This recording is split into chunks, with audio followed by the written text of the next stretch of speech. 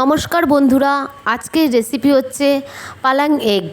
প্রথমে পালং শাকটাকে ছোট ছোট করে কেটে অল্প জল দিয়ে সামান্য লবণ দিয়ে সিদ্ধ করে নিতে হবে। তারপর ওটাকে পেস্ট করে নিতে হবে। তারপর ডিমগুলোকে সিদ্ধ করে নিয়ে অল্প করে চাকুর সাহায্যে চিড়ে নিতে হবে। তারপর নুন হলুদ মাখিয়ে ওইগুলো হালকাভাবে ভেজে তুলে নিতে হবে। তারপর তেলের মধ্যে গোটা জিরা তেজপাতা ফোড়ন দিয়ে পেঁয়াজ, আদা, রসুন, টমেটো, লঙ্কা, হলুদ, জিরার পেস্ট দিয়ে ভালো করে কষিয়ে নিয়ে তারপরে পালং শাকটাকে দিয়ে দিতে হবে।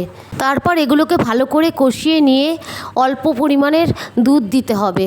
এবার এর মধ্যে স্বাদ মতন লবণ, স্বাদ মতন চিনি দিয়ে ডিমগুলোকে দিয়ে ভালো করে কষিয়ে পরিমাণ মতন বাটার দিয়ে নামিয়ে দিতে হবে। তারপরে এটা গরম গরম রুটি, পরোটা বা ভাতের সাথে যেটার সাথে খাবেন অপূর্ব লাগবে। রেসিপিটা মনের মতন হলে লাইক, কমেন্ট, শেয়ার করতে ভুলবেন না। সাবস্ক্রাইবও করবেন।